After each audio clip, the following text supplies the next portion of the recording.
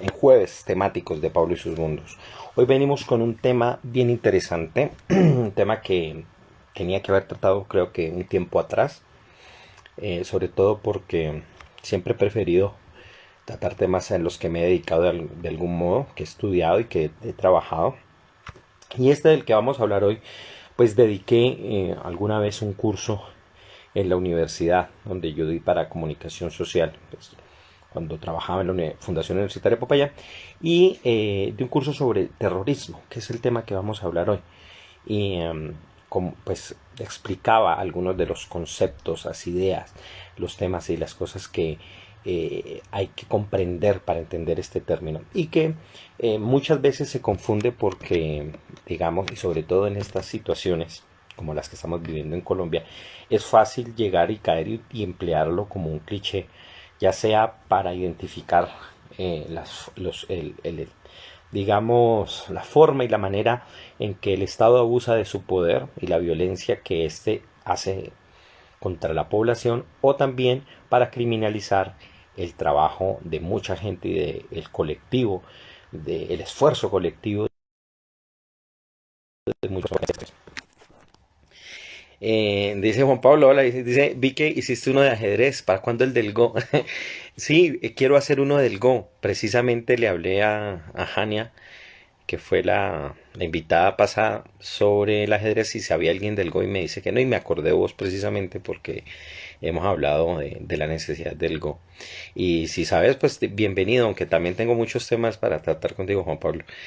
O sea que también el Go, bienvenido. Y sobre todo porque la próxima semana, y a propósito, como me gusta a mí hablar de todo lo que voy a hacer también, no solamente el tema que vamos a trabajar hoy, sino lo que va a venir la próxima semana, vamos a hablar de la revolución molecular y una apreciación que tengo con respecto tanto al texto como a la afirmación que hizo en su momento Álvaro Uribe Vélez sobre la revolución molecular disipada, que ese elemento fue, digamos, el que él le agregó y que muchos han comenzado a confundir y piensan que es directamente del teórico Félix Guattari, pero vamos a ver que no es así y vamos a aclarar un poco las cosas. Bueno, hoy el tema, y con ese tema, bueno, de Félix Guattari, de la revolución molecular, terminaría el mes de junio, y el próximo mes vienen unos temas bien interesantes, no les voy adelantando, la próxima semana les digo. Volvemos con algunos temas de ciencia, tal vez les tenga algo allí de astronomía. Voy a invitar a alguien bien interesante que nos va a hablar tal vez desde México. Voy a concretar esa cita para que pueda estar aquí en los jueves temáticos y volvemos a hablar de cosas muy interesantes que se han descubierto últimamente en la astronomía, y tengo un invitado muy especial que espero pues por supuesto pueda estar durante ese día. Bueno, bueno, y más cosas, como siempre, temas que sé que les van a interesar y sobre los que seguramente tienen muchos interrogantes y muchos temas. Y por supuesto, algún día también quiero tratar precisamente el del Go, que es un juego interesante. Muy poca gente lo conoce, pero precisamente para que sea conocido y sobre todo para que se entienda lo importante que es saber sobre su sencillez, que es a la vez la clave de su complejidad. Bueno, hoy el tema de hoy vamos a comenzar a hablar un poco a partir de elementos que tenemos que eh, entender, elementos básicos para analizar esto, porque es un tema bastante complejo. Yo quiero un poco introducir antes de comentar directamente algunos, definir el tema, el concepto, la idea, cuál es la esencia del concepto de terrorismo. Quisiera un poco comentar por qué llegué yo a trabajar esto. Resulta que uno de los cursos que a mí durante años di y que fue de los que más me fascinó, y es un tema que para mí como antropólogo, como digamos, tanto como educador y también como un científico social, considero que es una de las cosas más importantes que se debe aprender dentro del ámbito académico, es aprender sobre la teoría de la acción colectiva.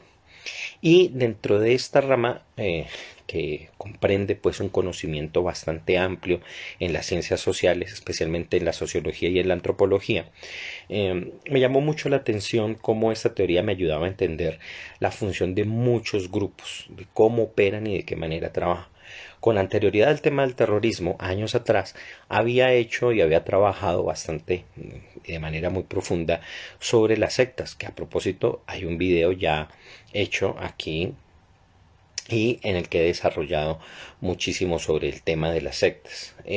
Y resulta que a partir de lo que sucedió en el año 2000, entre el 2013 y 2014, con todo el levantamiento y el surgimiento de un nuevo grupo o movimiento conocido como Daesh o ISIS, comencé a indagar mucho sobre el tema y encontré las relaciones y los autores y toda una cantidad de teóricos que han desarrollado esto, sobre todo porque en realidad uno no, cuando estudia realmente el tema, nos vamos a dar cuenta que no se puede caer ni en el olvido ni en la negación del término, como muchas veces puede pasar, porque efectivamente se puede llegar a emplear de manera mediática, de una forma tan absurda y tan repetitiva y tan cansona que pierde su efectividad. Pero por el otro lado, y sobre todo operando mucho desde el establishment para dar una validación o condenar a una determinada agrupación, simplemente juzgándola como terrorista sin saber que muchas veces pues ese no es el término técnico para hablar de un levantamiento popular. Pero por el otro lado, hay también como una suerte de negación, incluso se puede llevar a negar que el término efectivamente no solo exista, sino que haya muchos grupos que efectivamente ejecuten eso, y se puede caer muchas veces en una suerte incluso de no solo negacionismo, como lo digo, sino de conspiracionismo frente a esto, y pensar que estos grupos efectivamente o no existen o son un montaje del FBI o de la CIA o del gobierno de los Estados Unidos, cuando en realidad es un problema bastante complejo. Hola Jesús, un saludo. Hace rato tenemos y con Jesús los invito, él tiene un canal muy interesante en YouTube. Les recomiendo muchísimo que lo visiten. No sé si Jesús nos quieres dejar por ahí el nombre de tu canal para que todos los que quieran saber más de filosofía y muchos de los temas que estás tratando pues ahí sepan cuál es. Y bueno, bienvenido Jesús. Entonces les decía que esto es un tema muy complejo porque en realidad tiene que ver muchísimo con cómo nos organizamos los seres humanos y de qué manera reaccionamos ante el trabajo colectivo de otros y también cómo nos organizamos nosotros mismos.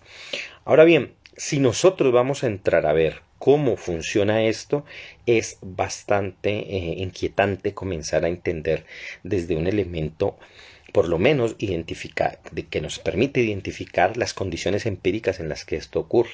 Y por supuesto, ahí tenemos que sumarnos a las cifras. Nada más les voy a dar una serie de cifras y vamos a comparar lo que, como para comenzar, aquello que se conoce en el estudio del terrorismo como los puntos peligrosos y los puntos bajos. ¿Y a qué hace referencia a esto? Hace referencia a las zonas del mundo en las que se presenta una alta muerte pues y una alta casos donde se han sucedido muerte por supuesto y donde han asesinado personas por causa del terrorismo en comparación con otros como los puntos bajos donde esto prácticamente no ocurre o ocurre muy escasas veces. Entonces, por ejemplo, países como o zonas más bien del mundo como Asia del Sur, el Medio Oriente, Rusia y África del Norte suelen ser conocidos como puntos peligrosos dentro del estudio del terrorismo, mientras que zonas como Asia, especialmente Corea, las dos Coreas y China, junto con América del Norte, la Unión Europea y Estados Unidos son conocidos como puntos bajos. Digo América del Norte incluyendo por supuesto México, Canadá, Alaska, aunque también es de Estados Unidos, pero ya que está un poco apartado, pues aunque es un estado propio de Estados Unidos, pero está aparte, también presenta en su zona como tal bastante diferencia a esto. Entonces, esos puntos bajos en contraste con los puntos peligrosos es bastante notoria esa diferencia. Nada más por darle unas cifras. Por ejemplo, Solo durante el año 2012, aproximadamente, recogiendo muchos datos entre 2010 y 2012, en Afganistán hubo cerca de 2.632 muertes por terrorismo. Lo mismo en Irak, cerca de 2.434 muertes, en Pakistán 1.848, en Nigeria 1.386, en Rusia 659, en India 200 muertos y en China, que es un poco lo más parecido, hubo 15 muertos y todas en relación precisamente en la frontera con China.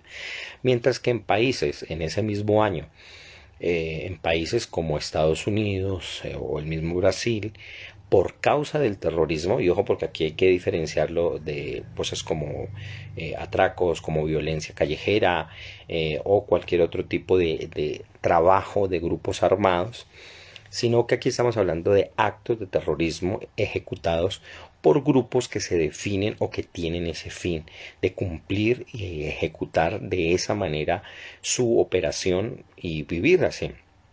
Ahorita vamos a hablar de algunos de esos grupos, por supuesto, y vamos a hablar sobre todo de las llamadas 4 olas de terrorismo que han tenido un proyecto o una medida histórica se han desarrollado a nivel de la historia.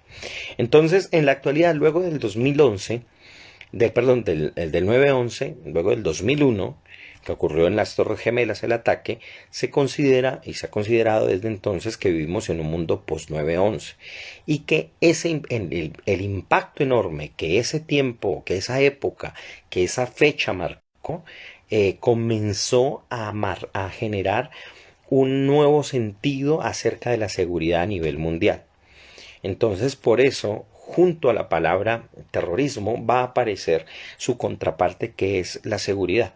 Y el exceso de seguridad o esa forma de afebrarnos por la seguridad, pues va a estar, por supuesto, en relación diametralmente opuesta con el concepto de terrorismo. Eh, por supuesto, esta es una época que lo definen muchísimas otras cosas, ¿no? La economía, el impacto que se está haciendo sobre el medio ambiente, las innovaciones tecnológicas, todas las transformaciones que en el ámbito político y social se está llevando, pero el fenómeno del terrorismo, digamos que es de algún modo transversal a todas ellas y permite, digamos, que generemos una valoración especial porque está en relación con todos estos temas de algún modo muy interesante. Con el tema de lo político y lo social, por supuesto, lo atraviesa. Tiene que ver muchísimo con las innovaciones tecnológicas, especialmente aquellas que son aplicadas para el uso del terror, sobre todo lo que tiene que ver con armamento biotecnológico y armamento químico. También tiene que ver y está muy relacionada con todos los problemas económicos de los países emergentes o países llamados del tercer mundo y que están en confrontación y en lucha con los colonialismos o aquellos, digamos, estados en los que se logra generar un terror de parte de un establishment o de una clase que alta que quiere tomarse el poder o que ya se lo tomó y que por supuesto van a encontrar una suerte de grupos alternos diferentes que muchos de ellos se van a alzar en armas o van a actuar a la sombra escondidos para actuar en contra de estos estados que consideran ellos tiránicos, pero por supuesto ellos también haciendo por su parte haciendo actos de terror. Ahora bien, hay que entender 3 cosas clave aquí para entender y poder abordar este tema, y de paso voy saludando a Victoria que va entrando aquí. Hola Vicky, un saludo enorme, qué bueno verte por acá. Y bueno, hay 3 cosas que les digo que hay que entender de este fenómeno. Lo primero es aceptar y entender que dado esto, a pesar de que hay puntos bajos y puntos altos, como les mencioné, en realidad estamos ante un fenómeno de carácter mundial que se puede levantar y que puede aparecer en determinados momentos. De hecho, si vamos a otro periodo de la historia, algunos de los países o de las zonas que hoy son puntos bajos de terrorismo, antes fueron puntos medios o puntos altos al respecto.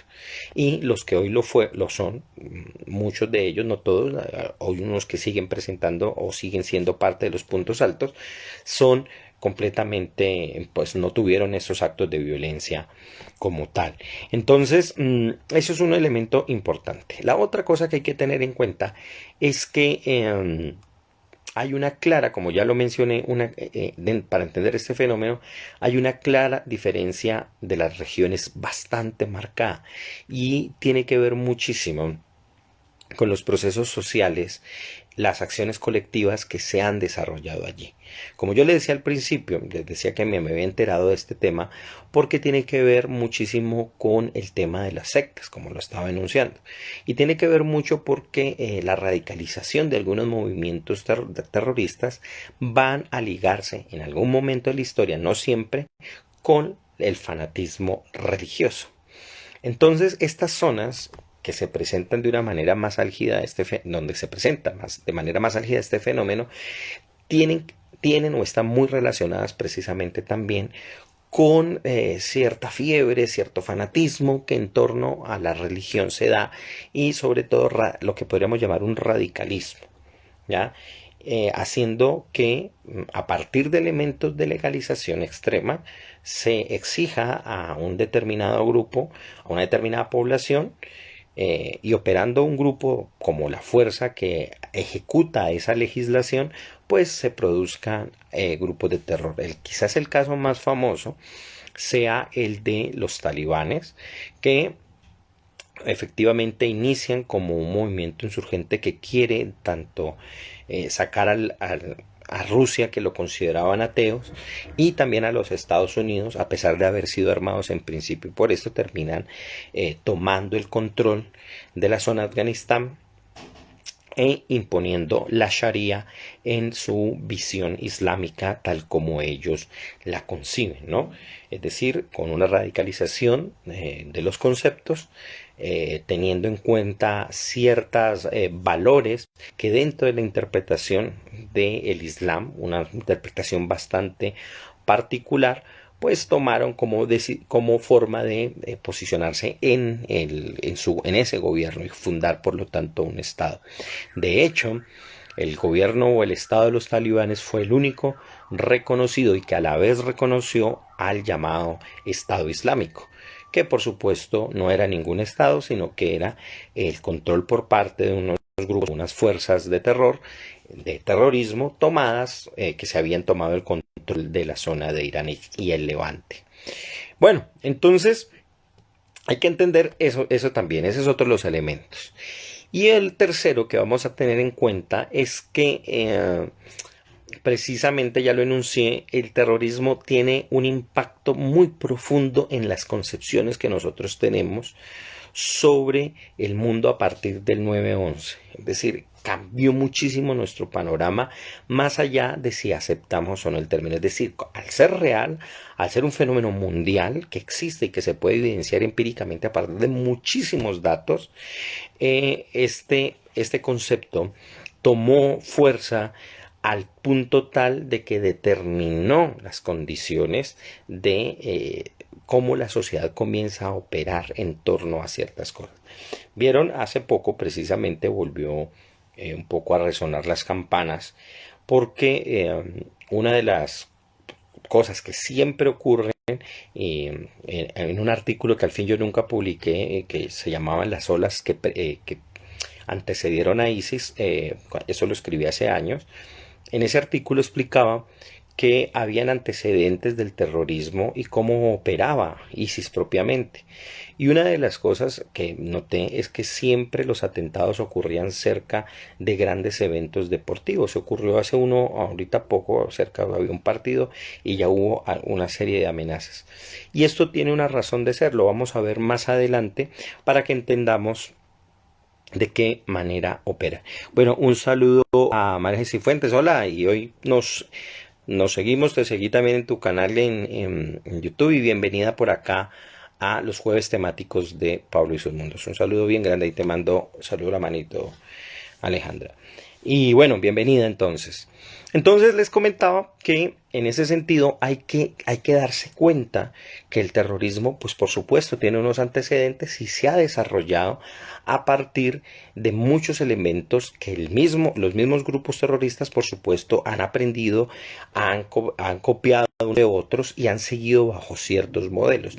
Esto a su vez ha traído una respuesta y una contraparte de las autoridades, del establishment, de las instituciones, de grupos que quieren buscar o contrarrestar las formas violentas de acción de ciertos grupos para poder contrarrestar eso.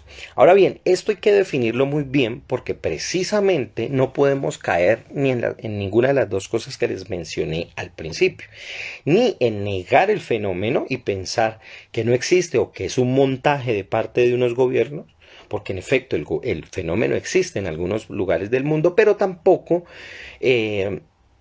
desdibujarlo desde la otra posición. Y es criminalizar a cualquier grupo que simplemente porque haga una exigencia o porque se levante a favor de ciertas condiciones que deben ser mejoradas en un pueblo, entonces se le juzgue de terrorista. Por eso es tan importante definir precisamente este término de una manera muy concreta. ¿Ya? Si nosotros, por ejemplo, nos vamos a averiguar, a estudiar, a indagar en la historia, vamos a encontrar que el terrorismo de algún modo se ha desarrollado a lo largo de los siglos de muchas maneras, o lo que podríamos llamar en algún momento terrorismo, si ese término se puede estirar más allá de finales del siglo XIX. ¿Ya? Porque propiamente esa es la época y son los años en que el concepto va a surgir. Lo que uno encuentra en la antigüedad, por ejemplo, en la antigüedad lejana, eran insurrecciones de grupos o de familias o de colectividades que se alzaban contra los imperialismos del momento. Quizás una de las más famosas en el pueblo judío, por ejemplo, tenemos una, es la insurrección de los macabeos que quisieron expulsar a, digamos, a los imperialistas del mundo griego y hicieron muchas cosas, ¿no? Para poder sacarlos, ya que ellos impusieron su religión sobre el mundo del pueblo de Israel, de Judea, y lo quisieron imponer. Y se armó una familia, la familia Macabí, y ellos se expulsaron, ¿no? Ante el imperio, por supuesto, si tuviéramos que usar los conceptos modernos, pues serían, digamos, calificados de terroristas.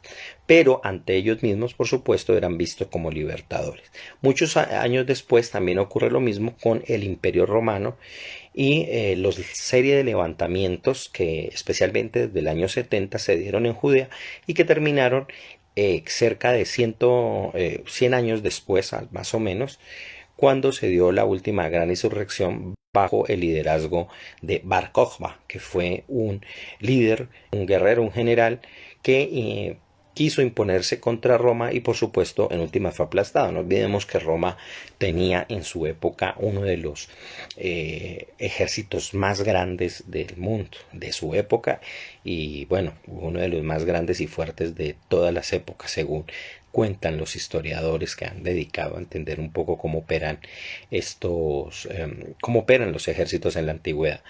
Bueno, entonces hay que también diferenciar eso y también, sobre todo, porque aquí no voy a tratar y alguien de pronto me pueden brincar, pero es también para definirlo con exactitud, diferenciar mucho esto del llamado terrorismo de Estado, ¿ya?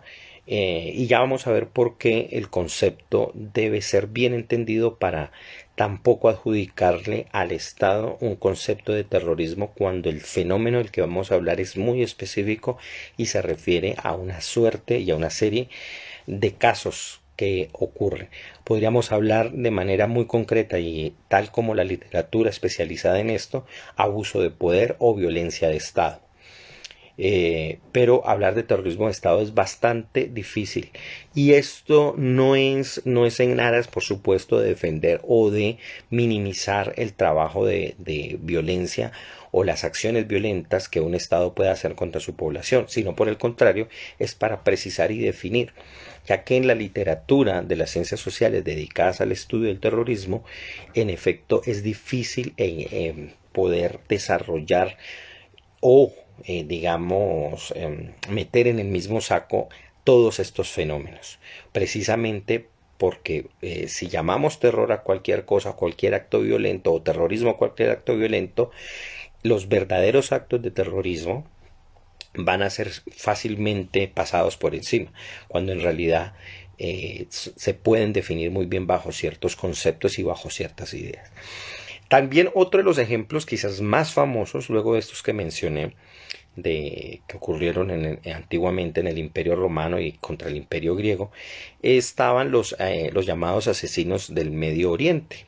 Ellos eran un grupo que mataban líderes religiosos y políticos con el fin de crear alianzas para con el fin de crear ciertas alianzas y ejecutar actos de venganza bastante decididos.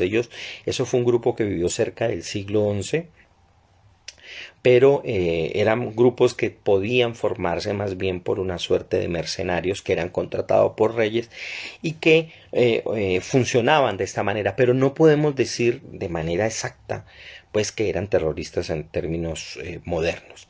El terrorismo moderno como tal comienza con los anarquistas, ¿ya? Y especialmente con un acto muy concreto que ellos sintetizaron en una frase llamada propaganda per le fait, es decir, propaganda por el hecho. Y ellos comenzaron este proceso aproximadamente entre 1870 y 1880. Este eslogan fue el que les sirvió a los movimientos anarquistas a operar con la propaganda por el hecho para que luego fueran denominados de esa manera terroristas. ¿Por qué? Porque causaban precisamente terror. Y todo comienza, por ejemplo, uno de los ejemplos también importantes y que va a permear muchísimo a partir de esta idea que el anarquismo va a desarrollar, es un eslogan que va a tener una repercusión y que va a ser utilizado durante muchísimas insurrecciones y muchísimas rebeliones, y va a ser el famoso libertad o muerte. Esto es un eslogan que se utilizó por primera vez por parte de la Organización Internas Revolucionarias de Macedonia, que luchaba contra el Imperio Otomano a finales del siglo XIX y comienzos del siglo XX. En tanto esa lucha popular revolucionaria macedonia, junto con los conceptos del anarquismo que estaban aconteciendo en ese momento, todos los conceptos que Bakunin estaba desarrollando, pero que se llevaron al hecho, a la propaganda por el hecho, es decir, que la propaganda no sea simplemente un cartel, sino que sea un acto concreto que en últimas, al ejecutarse, va a ser publicitado inmediatamente por toda la prensa. Esas dos ideas se van a conjugar y van a tener una fuerza política fuertísima para definir a partir de actos contundentes y concretos, es decir, actos violentos, actos de terror, generar un impacto sobre la sociedad. Esto va a ser tal que va a ser calcado, o sea, va a tener tal impacto que va a ser calcado por nacionalistas, por separatistas, por religiosos extremos, y va a ser calcado de acuerdo a las condiciones del pueblo, a las convicciones de una religión y por supuesto a las intenciones de determinado movimiento. Entonces esto va a tener por supuesto muchísimos matices. Bienvenida Yamilet, hace tiempo no te veía, un saludo enorme. Te mando aquí un saludito con manito. Entonces uno podría preguntarse con este breve repaso si hay unas características al menos que podamos identificar para hablar de un terrorismo. Si podemos coger todas estas etapas y darle una caracterización básica para poder identificar y darnos cuenta si el terrorismo en realidad es una tendencia o es una forma de respuesta a condiciones sociales que quieren ser subvertidas por parte de estos grupos. Y aquí viene un trabajo importantísimo que es ese es uno de los textos fundamentales para entender este fenómeno. Y sobre todo porque él logra condensar a partir de este estudio todo esto que yo estoy diciendo. Por supuesto en el estudio lo hace mucho más extendido, yo estoy haciendo un resumen aquí, pero el texto más importante es un escrito hecho por David Rapaport llamado, es un artículo, no es muy largo, pero es bien interesante, muy bien escrito, llamado Four Ways of Rebel Terror and September. eh, en septiembre. Y él, en este escrito, nos habla de las cuatro oleadas del terrorismo. Y él establece cuáles son como las características generales que estas oleadas tienen. Básicamente, ya vamos a hablar de esas olas o esas oleadas con más detalle para entender cuáles son esas características fuertes que el terrorismo logra establecer. Él básicamente lo que nos dice es que, para que entendamos esto, es que esas olas, esas oleadas, esos cambios, esas transformaciones que en el terrorismo se da, básicamente logran durar aproximadamente entre unas décadas, no se extienden mucho. Y ellas surgen por lo menos una década y van desapareciendo para que luego aparezcan otras que se renuevan con otros temas, con otras necesidades y con otras intenciones.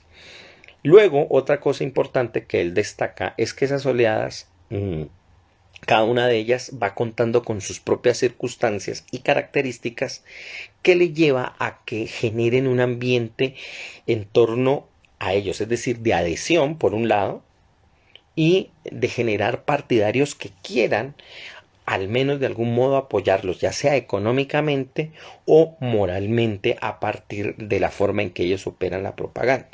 Es decir, en últimas, buscar gente que ya sea bien que haga una participación económica, ya sea que participen ellos introduciéndose, haciendo parte, volviéndose parte del ejército operativo, y otros que sean simpatizantes de este movimiento.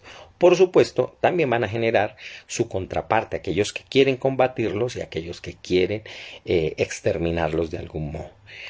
De esta manera, él dice que entendiendo estos elementos, uno puede generar que hay unas características básicas que se han ido desarrollando a través de estas cuatro oleadas. ¿Cuáles son esas cuatro oleadas? Una ya la mencioné, y es la del anarquismo, ¿ya? Que fue acompañada, como lo mencioné, con el caso del movimiento de Macedonia con los movimientos anticolonialistas. Y luego vendría, por supuesto, la tercera oleada. Se desarrolló gracias a lo que se conoce como el terrorismo rojo o la nueva izquierda. Para darle paso final a uno de los terrorismos que se ha venido generando a lo largo de los años, especialmente del año de 1979, con la llamada oleada religiosa del terrorismo. Entonces tendríamos la oleada anarquista, la oleada anticolonial, la nueva izquierda o el llamado terrorismo rojo, que sería el término más exacto, y la religiosa. Estas cuatro oleadas tienen transformaciones porque por un lado es un concepto fuertemente político, que sería el del anarquismo, el otro sería anticolonial y sobre que tiene un impacto territorial. El siguiente sería casi que podríamos decir economicista o económico, o por lo menos antiimperialista sobre todo, que es en el caso del terrorismo rojo. Y por último el religioso, que implica toda una serie de movimientos de concepciones sobre lo teológico, sobre la ley y sobre aquellos fundamentos que se deben tener, se supone, dentro de una vida moralmente buena, o que deberían ser lo moralmente bueno. Pero bueno, vamos a ver qué es lo que nos dice David Rapaport en este ensayo de las cuatro oleadas del terrorismo luego del 9/11, y vamos a detallarlas un poquito más para que entendamos algunas de esas características. Luego pasaremos a ver algunas otras cosas bien interesantes, como los grupos o las motivaciones que pueden surgir. Bueno, no sé aquí hasta este momento si hay preguntas, no se olviden, déjenlas ahí en los comentarios. Y para que este tema también, que hay veces puede parecer un poco árido o que está alejado, en realidad vamos a ver que no lo es, porque hay que entender esta suerte de temas muy bien, porque uno nunca sabe en qué momento, esperemos que no, por supuesto, por las consecuencias que tiene, puede volver a reaparecer, y por supuesto nosotros debemos entender el concepto como tal para saber por decirlo de algún modo, como siempre se dice popularmente, no dejar que se meta gato por liebre. Veamos entonces la primera de las oleadas, la anarquista. Ella comienza, como lo había dicho, entre 1870 y 1880. Unos dicen que fue en el 80, otros en el 70. Eso es cuestiones ya un poco de refinarse en ese periodo para definirlo. El punto es que se origina como tal en Rusia y se va a expandir luego por toda Europa. Su fundación o sus fundadores e intelectuales son los escritores rusos guiados por la llamada estrategia del terror, que fue establecida por Bakunin y por Kropotkin. Y ellos son los primeros en emplear las tecnologías del momento y las herramientas de comunicación para poder difundir sus ideas. Es decir, ellos dicen el telégrafo, que era la gran tecnología del momento, y el periódico, debemos emplearlas como una fuerza a favor de nuestras ideologías, de nuestros propósitos. Una de las organizaciones quizás más representativas de ese periodo fue Narodnaya Voila. Fue una organización rusa que quería matar al zar. Esa organización significa la voluntad del pueblo, espero haberlo nombrado bien en ruso, y ellos se denominaban, y atención con esto, ellos hasta ese momento, ellos mismos se denominaban como terroristas. Ojo porque esto va a cambiar mucho. Hasta ese momento el mismo grupo se adjudica ese nombre. Es decir, el terrorismo se ve como una función y una operación del movimiento y no tiene hasta ese momento ninguna connotación peyorativa. El concepto se acepta dentro del movimiento. El día de hoy, si usted toma a un militante de Hamas, a un militante de Hezbollah, y usted le pregunta, ¿ustedes son terroristas? Ellos claramente van a decir que no, que tienen un propósito definido por algunos conceptos e ideas religiosas que validan, por supuesto, sus acciones. En este caso es distinto. En Narodnaya Voila, en la voluntad del pueblo, ellos pretendían y asumían el concepto de terror como una acción propia de su organización y por lo tanto no escondían esa palabra. Hay una cosa bien interesante y es que por este movimiento el año de 1890 fue conocido como la edad dorada del asesinato, porque ellos ejecutaron a muchísimas personas y comenzaron a apoyar y a ejecutar muchas muertes y causas, ¿no? Quizás las víctimas más famosas que ellos ejecutaron fue a Elizabeth, que fue la emperatriz de Austria, a Humberto el primero, y también rey de Italia, y al presidente de Estados Unidos, McKinley. Ellos ejecutaron esos tres actos y ayudaron a patrocinarlos en los respectivos lugares, es decir, a ejecutar el asesinato y a patrocinarlos en cada uno de estos lugares. Y lo interesante es que ellos van a fundar esta idea del terrorismo, pero hasta allí todavía el concepto en sí mismo es parte del movimiento y no se va a negar, así se reconocen o se reconocían a sí mismos.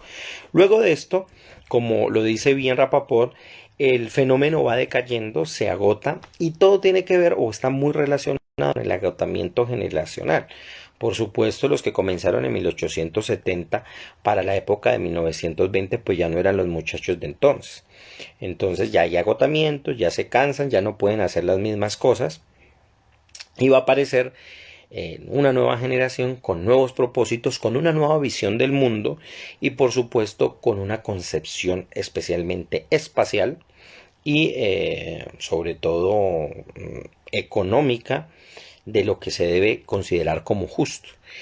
Y aparece entonces aquí el terrorismo o la oleada del terrorismo anticolonial que surge en 1920. En ese momento el terrorismo se va a caracterizar por las luchas de autodeterminación, por la búsqueda de independencia, por la liberación de algunas partes del mundo, por la libertad de antiguas colonias que han sido ocupadas por los imperios. En este caso, las tácticas van a cambiar totalmente. Aquí va a emplearse más la guerra de guerrillas y va a comenzar a emplearse sobre todo el trabajo operativo de estos movimientos y organizarse bien porque están combatiendo grandes imperios. Mientras que en la oleada anarquista lo que se da es un combate y una ejecución directa contra determinadas personas. En la oleada anticolonial no se apunta a una persona en particular, sino que ya hay una discusión más abstracta sobre el concepto de lo que se considera es un imperio y por lo tanto también de atacar esa fuerza que es, digamos, mucho más ubicua, ¿no? Que está en varias partes y no está representada necesariamente una por una persona. Aquí es cuando se da la transformación del concepto terrorista porque ellos cambian, los movimientos anticoloniales se desmarcan de esa palabra y comienzan a verse a sí mismos como luchadores de la libertad. Y esto es importante porque este cambio va a dominar por completo, este cambio va a transformar por completo la concepción que se tiene de tanto de ellos mismos como también de las potencias colonialistas, a las que se les va a definir en ese momento como el gobierno de terror. Es decir, ellos invierten, dice la palabra terrorista no nos corresponde, los terroristas reales son las fuerzas colonialistas que están allí. Los grupos más destacados y más conocidos son por supuesto el IRA, por ejemplo, el Ejército de la República Irlandesa de 1929, que buscó y buscaba un estado independiente irlandés, y también por supuesto está unido con el FLN, el llamado Frente de Liberación Nacional, que era muy conocido en ese periodo y era un grupo de argelinos que luchaban para la liberación de Argelia en contra del mandato francés. El otro movimiento también de ese periodo, que surge en ese periodo, es el llamado Irgun, que fue un movimiento israelí contra las autoridades británicas que gobernaban entonces el llamado Mandato de Palestina. El Mandato de Palestina era una gran zona que los ingleses dominaban y que luego se repartiría entre las potencias reinantes o las potencias para luego pasarlo a las poblaciones que estaban allí. Dentro de ellos, pues por supuesto, va a hacerse la partición para que se funde el Estado de Israel. Luego vendría otra ola. ¿Cuál es esa otra ola? La que ya había mencionado, que es la del terrorismo rojo, la llamada nueva izquierda. Ahora, aquí cambia todo porque la visión de la izquierda no es una visión simplemente anticolonialista. ¿Ya? Muchas personas a veces suelen confundir bastante eso y pensar que los movimientos anticolonialistas necesariamente son movimientos de izquierda. No lo son.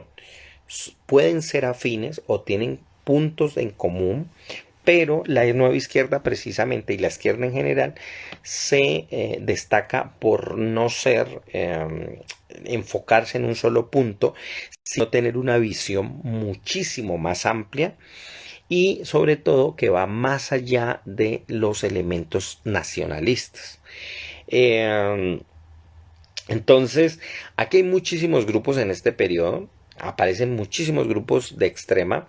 Quizás los más populares de las primeras épocas son las llamadas Brigadas Rojas o Fracción del Ejército Rojo, que esas surgen en 1960. Y ellos funcionaban y operaban en principio como movimientos contestatarios a las políticas exteriores de Estados Unidos y de todos los aliados que éste tenía y de la defensa de esta ideología y de estos discursos. Sobre todo, no hay que olvidar que eso se da en el contexto de la Guerra Fría y encuentran un aliciente perfecto con la Guerra de Vietnam.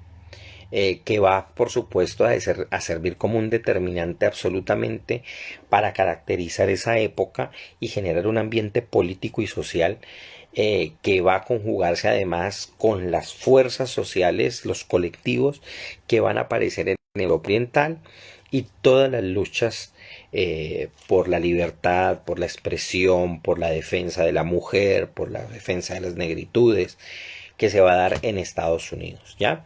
Eh, También, por supuesto, se va a conjugar con la protección de las masas, de las llamadas masas oprimidas que van a surgir o que se identificaban así en el tercer mundo, especialmente en América Latina, cuando los grupos, digamos, el surgimiento de movimientos de izquierda que luego se van a transformar en guerrillas va a permitir combatir desde esas zonas a las formas particulares o de un establecimiento tiránico, si se quiere, o de un déspota o una dictadura.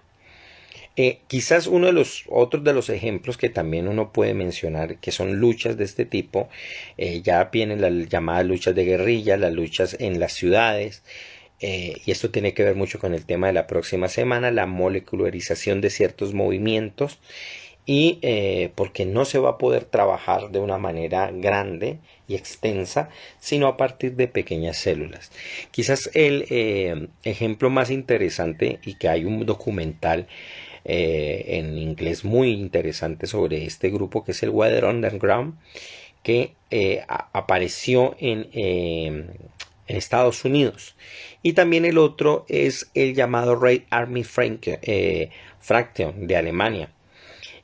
También van a surgir, como lo dije yo, los movimientos en Latinoamérica, todas las guerrillas urbanas que van a establecer y van a luchar contra las élites y que van a estar sobre todo financiados por la Unión Soviética y en algunos casos, no en todos, también por la China maoísta. Aquí hay un caso bien importante y va a aparecer el terrorismo de carácter internacional.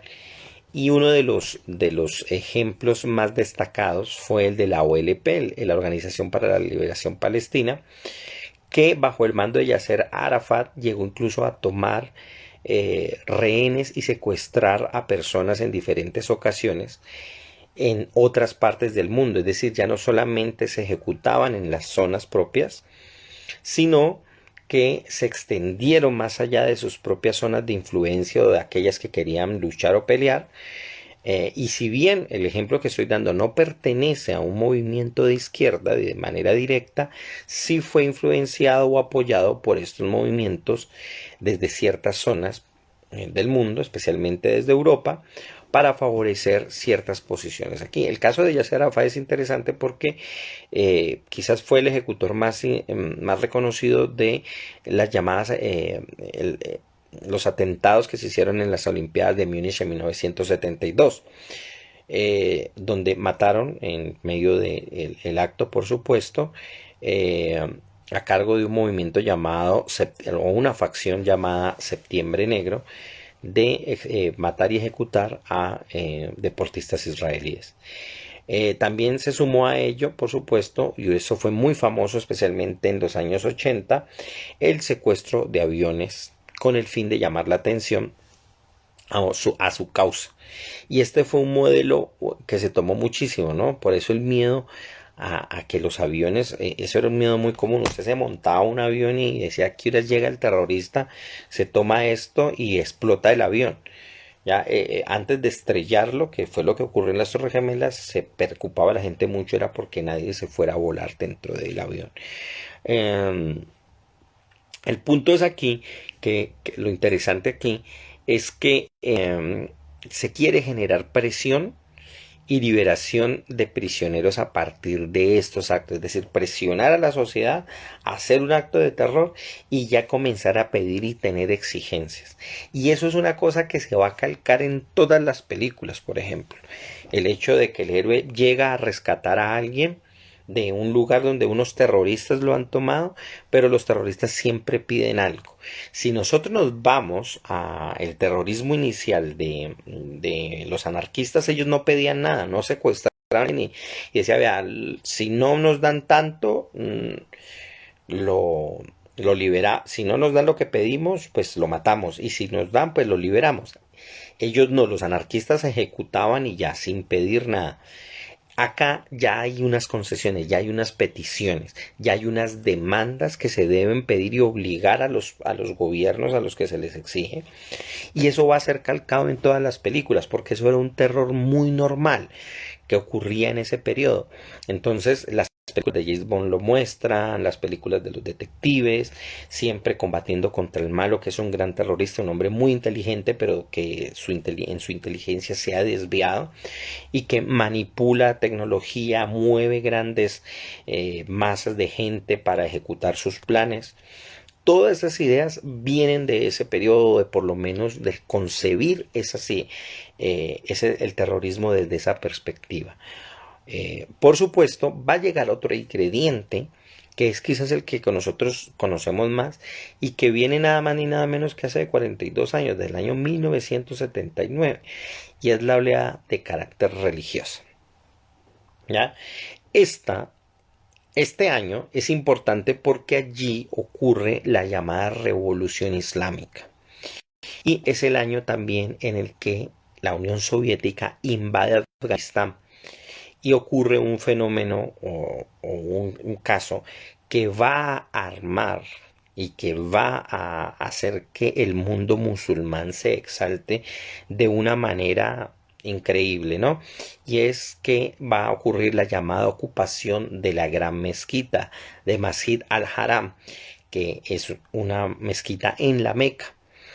El Islam en ese momento se levanta y comienza a exigir que, por supuesto, todos los invasores, todos los colonialistas no ocupen sus tierras y va a identificarse desde aquí un fenómeno. Y ojo porque esto que voy a decir tal vez no sea muy popular, pero es la realidad y es una realidad que se puede determinar y encontrar a partir de muchísimos elementos. Ahora no estoy diciendo que esto sea, lo que voy a decir a continuación, sea una norma ni que sea digamos, el distintivo de esta religión en particular. Pero el Islam es la religión con muchos, y por mucho por encima de otros, con muchísimos más grupos terroristas dentro de su interior. Hay movimientos, no quiero decir que sea la única, por supuesto, toda religión en algún momento tiene su grupo de extrema que quiere ejecutar o generar un mundo de acuerdo a sus reglas y es capaz de llevarlo a través de la violencia. Un ejemplo de ellos son los Sikh, que son un grupo religioso que existe en la India, no son ni musulmanes, no son hinduistas. Ellos tienen otra religión, es una religión muy pequeña, muy poca gente conoce sobre ellos, pero ellos, por ejemplo, por oponerse al mandato británico en la India, generaron grupos de terror contra los británicos y hicieron bastantes atentados. También, por supuesto, hay movimientos cristianos que han presentado actos de terror, ya sea, por ejemplo, contra grupos o movimientos que ellos consideran no deben continuar en el mundo y se han hecho actos de terror contra, por ejemplo, contra gente que cree en el aborto, contra la ciencia, se han hecho también generado sectas extremistas para atacar a homosexuales y a todos aquellos que consideran que no siguen la doctrina del cristianismo como tal. En el judaísmo también se ha dado casos y si bien es mínimo, hay sectas por supuesto y sobre todo individuos que han hecho y han ejecutado actos de terror. El más famoso de ellos fue el asesinato de Isaac Rabin, que detonó, porque todo estaba en medio de un proceso de paz, bastantes problemas que yo creo para mí personalmente todavía sigue generando problemas en la actualidad porque pues mucho del proceso de paz que se quería establecer dependía del trabajo que se estaba haciendo con Isaac Rabin. También hay por supuesto quizás uno de los casos más famosos es el de la secta japonesa Aum Shinrikyo, que fue una secta, eso significa la verdad suprema, fue una secta que hizo un ataque en Tokio con gas sarin en un metro y quizás este es el primero, ¿no? Es el primero, no quizás, sino es el primero y más conocido de los ataques que se hicieron con un arma de destrucción masiva. Ellos logran con este acto ejecutar a más de 120 personas y generar muchos heridos por esto. Y ellos operaron un agente bastante fuerte en medio de dentro del gran, digamos, abanico de las armas de destrucción masiva. Emplearon el Antrax por primera vez. Y lo interesante de este periodo, del periodo religioso, es que hay un modus operandi básico, ¿no? Y no contrario al de al del anarquista. El modus operandi aquí es que no van a atacar precisamente ni a líderes claves en la vida política o militar, sino que va a haber la toma de rehenes y ataques suicidas. Y especialmente se va a atacar a gente que no tiene nada que ver en el paseo aparentemente. Es decir, ya no es el príncipe, ya no es Elizabeth de Asturias, ya no es la reina, sino que se va a atacar gente de a pie. Y esto va a ser un problema bastante tenaz, bastante grave. Quizás el mejor ejemplo de ese periodo, de ese momento, lo constituyan grupos, por ejemplo, como los chiitas del Líbano, Hezbollah, que ya lo mencioné, que ellos les encanta ejecutar actos directos contra fuerzas militares de Estados Unidos y de Francia, pero también contra la población civil. Y otro de los más famosos y también muy conocidos y que hicieron famoso a un personaje como Osama Bin Laden es el movimiento de Al Qaeda, que hacía y le encantaba atacar especialmente embajadas de Estados Unidos. Ahora bien, ahí están las 4 oleadas. Son oleadas que se logran caracterizar, duran más o menos unas cuantas décadas, pero siempre dejan un activo simbólico y representativo bastante interesante, bastante que nos puede ayudar a definir eso. Entonces, esto nos puede llevar a definir mejor el término y a encontrar de qué manera nosotros podemos entender allí. Veamos algunas de estas definiciones, como para que nos demos una idea y si aceptar o no, conforme a lo que vimos. Quizás una de las más conocidas y muy operadas en algún momento, pero que no, por supuesto, logra ser eficiente, es la definición del diccionario de Oxford, que dice que el terrorismo es el uso no oficial y de la violencia de manera no autorizada a partir de la intimidación en la búsqueda de objetivos políticos. Es decir, el terrorismo busca hacer empleo de una violencia para intimidar y generar el impacto y poder generar el objetivo político. Entonces, ahora bien, esta definición, por supuesto, según lo que vimos, pues no logra tener todos los elementos en claro, pero sirve por lo menos para enfocar que hay un propósito dentro de los grupos. Pero esto no logra, digamos, sumar todos los elementos que ya se mencionaron en estas 4 oleadas de Rapaport. Hay un problema, y un saludo por aquí a David que va entrando. Hay un problema que dice Alex Schmidt, uno de los grandes estudiosos de este tema en la Universidad de Leiden.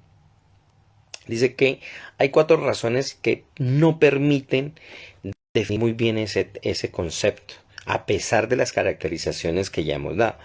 El primero es que es un concepto muy disputado, que implica nociones políticas, legales, sociales y populares, con todas las divergencias que éstas implican. Es decir, definir qué es bueno o malo en un determinado movimiento. Hezbollah es malo para Estados Unidos, para Israel y para las personas que son atacados para ellos. Pero del otro lado no los ven así, o al menos muchas personas no lo ven así.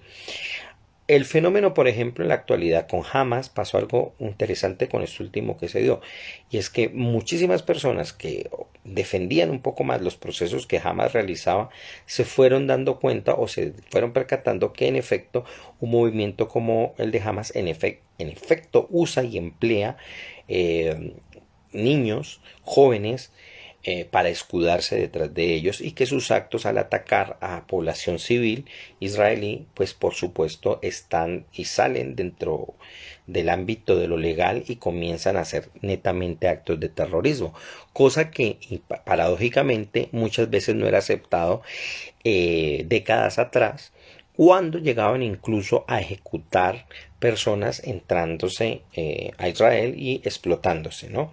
Y por supuesto causando muchas muertes y muchos heridos. ¿Esto qué quiere decir? Pues que se ha ido transformando en la medida en que se conoce mucha más información al respecto y se identifica de una manera muy concreta a todas estas organizaciones como actos de terror.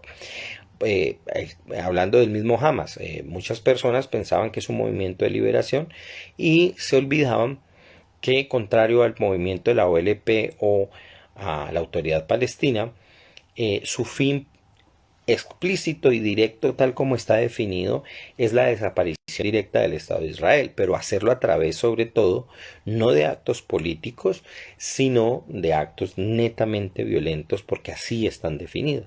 Entonces, cuando ya se lee este tipo de cosas de manera explícita, pues por supuesto se están aceptando que efectivamente son un movimiento terrorista, aunque ellos mismos no lo digan. Porque aquí hay algo interesante, y es que mucha gente piensa que las definiciones exactas de alguien necesariamente tienen que venir de ese alguien, de ese grupo, de ese movimiento. En realidad, de las definiciones vienen de interacciones y relaciones que se establecen tanto de ese grupo o esa persona con el resto, que también entra a definirlo. Y que ayuda a definir a ese grupo o a esa persona.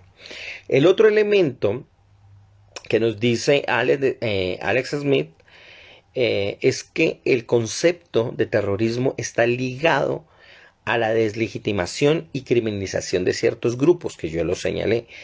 Este es un elemento muy riesgoso de tratar a la hora de definir el concepto. Aquí en Colombia lo acabamos de sufrir muchísimo, y es que se oyó a muchísimas de las autoridades colombianas tratar como grupos terroristas a los indígenas o al levantamiento popular que existía o a las necesidades de protesta que se estaban dando por parte de la población. Y esto es bastante riesgoso, porque definir tal como las ciencias sociales hacen de una manera bien rigurosa, presentando elementos empíricos, conceptualizando, estableciendo patrones, cómo o qué debe entenderse por terrorismo, pues esto es bastante riesgoso. Entonces, es un concepto para legitimar y criminalizar. Eso está claro. Pero no quiere decir, atención, que porque eso suceda, el concepto o no exista o no sirve para definir ciertos actos que efectivamente se dan. El otro elemento que nos dice Alex Smith es que hay muchos tipos de terrorismo y se manifiestan de muchas maneras. Hay tecnológico, religioso, anarquista, todos los que vimos, y pueden darse por motivaciones de tipo distinto. Un fenómeno que sería interesantísimo contar, pero que por supuesto nos llevaría incluso a otro tema, es trabajar, por ejemplo, el terrorismo de los llamados lobos solitarios, es decir, personas solas que sin ningún grupo que esté detrás de ello ejecutan actos de terror, y a eso hay muchísimos casos en la historia humana. Sería, como lo digo, para otro tema, pero ese es uno de los ejemplos que doy de cómo incluso este fenómeno puede darse de muchas maneras, y por lo tanto también sigue siendo difícil de definir. Por otro lado, Alex Smith nos dice que el término en sí mismo, como lo hemos visto, pues ha tenido muchísimas transformaciones en sus 200 años de existencia. Así que si alguien quiere investigar en comunicación, en antropología, en historia, un buen tema, ahí está. Buscar, por ejemplo, en ciertas zonas donde investigar cómo se ha caracterizado el término de terrorista y de qué manera ha funcionado, y si en verdad corresponde a efectivamente a datos empíricos que nosotros podamos encontrar. Entonces vamos a encontrar muchísimos tipos de terrorismo, vamos a encontrar cantidades de casos y sobre todo vamos a ver que esto se reparte en cualquier parte del mundo.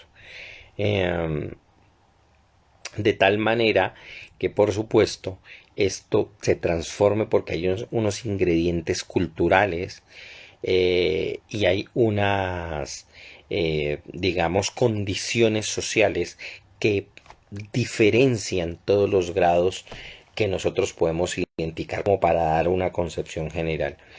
Ahora bien, hay otro elemento y es el que ya enuncié que se descarta como terrorismo, pero que también opera y que sé que puede sonar para mucha gente interesante, pero en términos de la identificación en el ámbito académico es un concepto que no logra establecerse muy bien. Si el mismo concepto de terrorismo es difícil de definir, el que voy a decir ahora peor. ¿Por qué? Y es porque vamos a hablar del llamado terrorismo de Estado. Ojo, no quiero decir, como lo mencioné al principio, que no hayan estados que no estén ejerciendo violencia contra sus propios ciudadanos. Eso es contraevidente, lo hay. Pero identificar esos actos de violencia y esos excesos de poder como un acto terrorista desdibuja el terrorismo y le quita precisamente legitimidad al Estado, que debe ser responsable por aquello que dice. ¿Por qué? Porque precisamente cuando un Estado es fundado, se supone que éste debe responder, se supone, tanto a leyes internas como externas. Esto implica leyes internacionales, leyes humanitarias y de guerra, y que le exigen a ese país que operen de una manera totalmente distinta frente a grupos terroristas.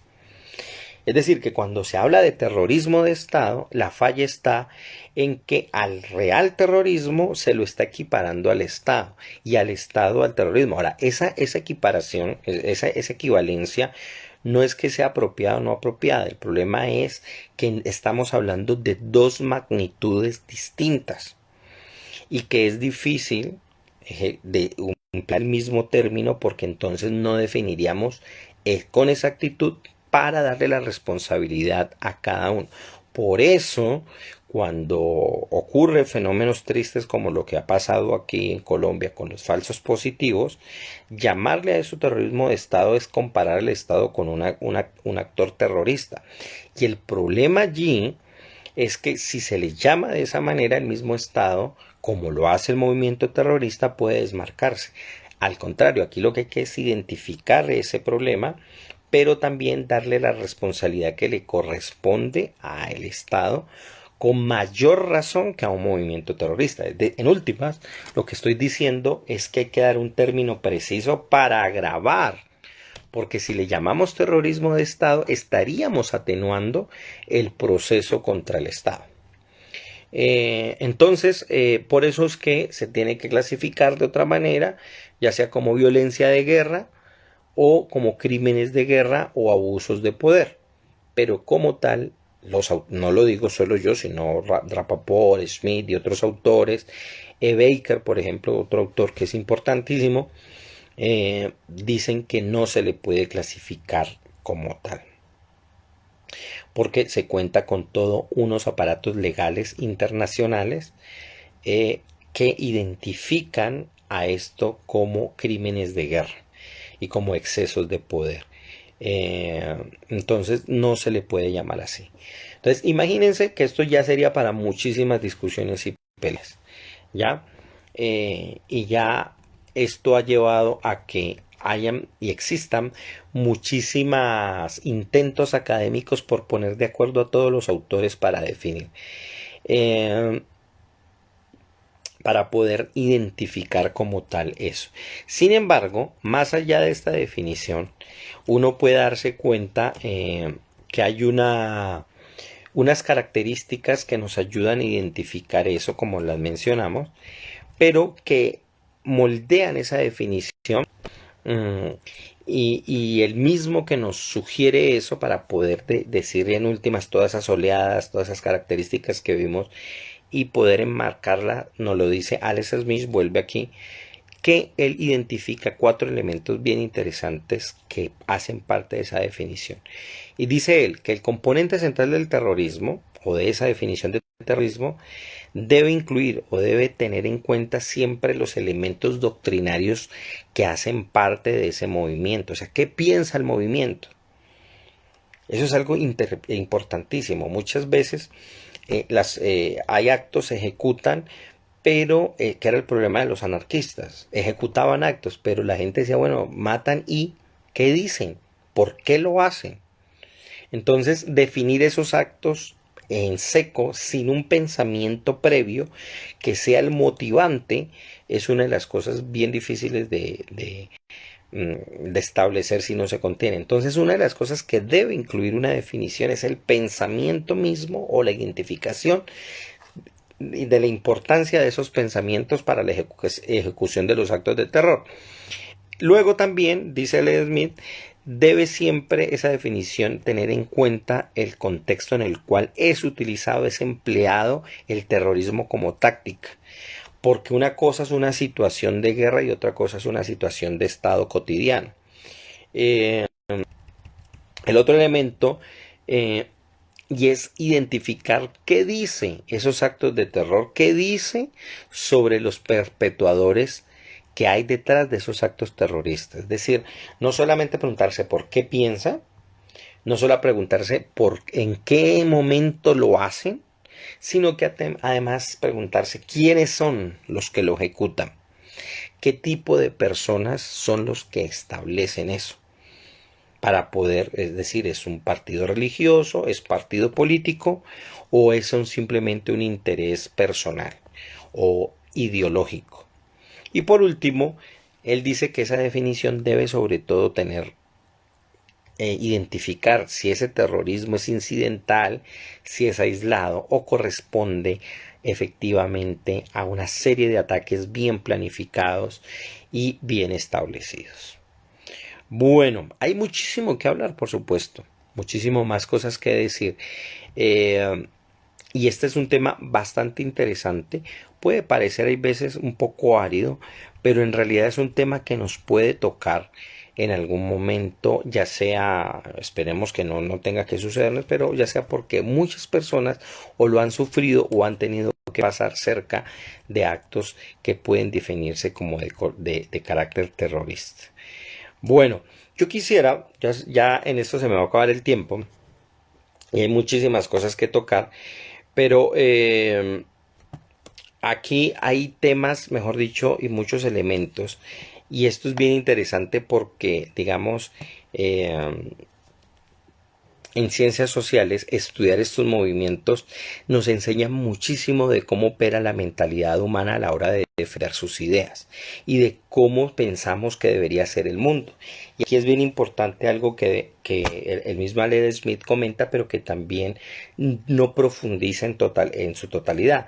Y es que esas concepciones en realidad deben trabajarse. Para hablar de terrorismo, hay que hablar de un acto colectivo como tal y se trabajan de manera colectiva porque se piensa que se tiene una opinión que es tan valiosa que debe ejecutarse incluso a través de la violencia, es decir, por mi idea que se supone, sea religiosa, política, lo que sea, es tan valiosa, yo puedo matar a otro.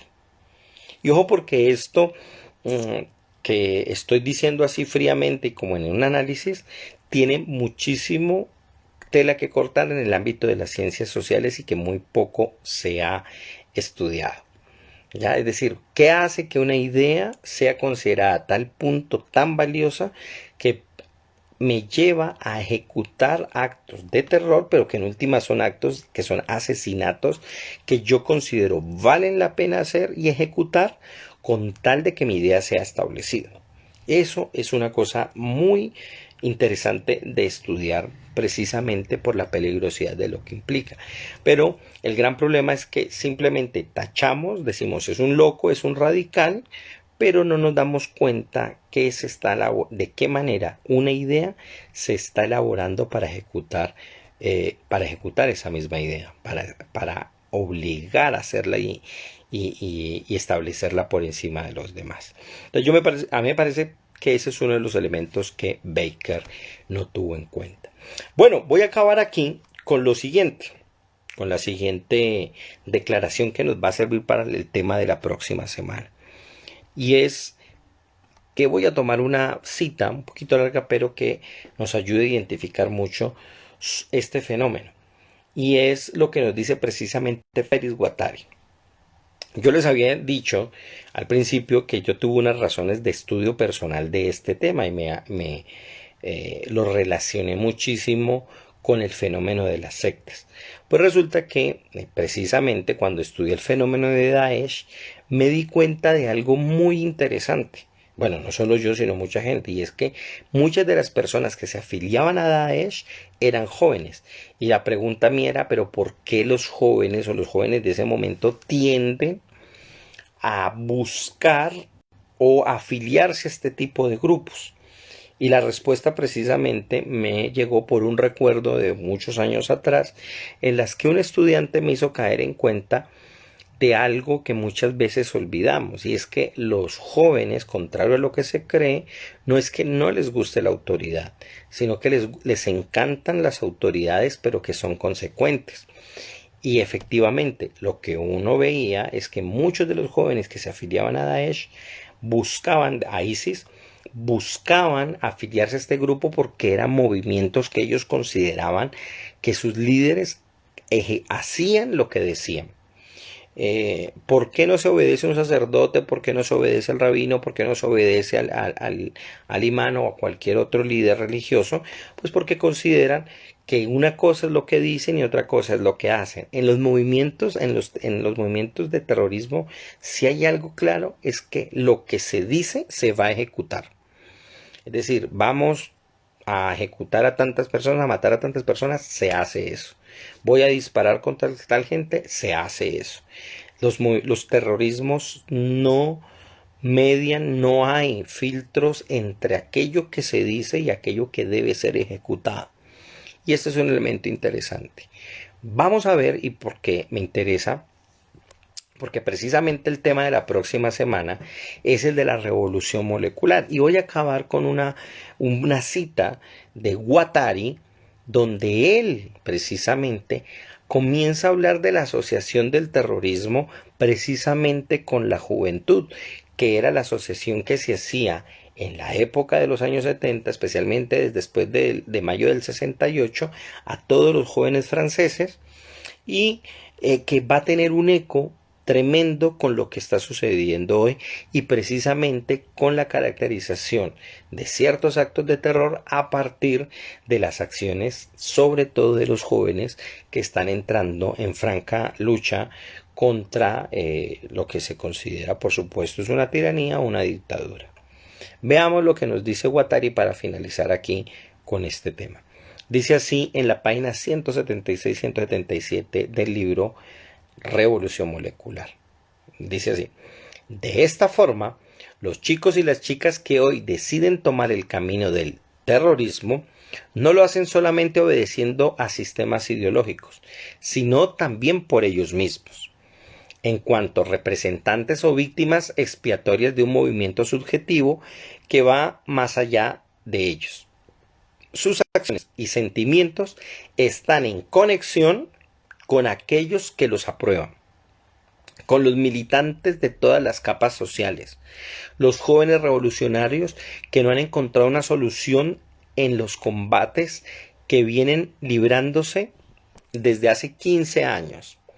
Por si fuera poco, esta está también la pasividad propia de ese marasmo de una opinión pública resignada y trabajada desde el interior mediante gestos espectaculares y desesperados. Ellos mismos, en respuesta, manipulan también la información y las imágenes transmitidas por los medios, utilizando su prestigio como ejerce presión desde el interior de los entornos que frecuenta. Derribar el muro de la indiferencia, si es necesario con una violencia autodestructiva, atraer por la fuerza la atención de la opinión pública, Tales son las ambiciones de estos nuevos movimientos de lucha armada, sea cuales fueren sus fracasos o el callejón sin salida en que se han metido. Sería un error considerarlos como organismos extraños a lo que se denomina el movimiento, es decir, el conjunto de la juventud contestataria y revolucionaria. No solo forma parte inherente de él, sino que pone de manifiesto dentro del movimiento su faceta más exacerbada, la más irreductible. Esto explica que el margen de todas las divergencias, su sacrificio haya representado una crueldad pérdida para una enorme multitud de jóvenes.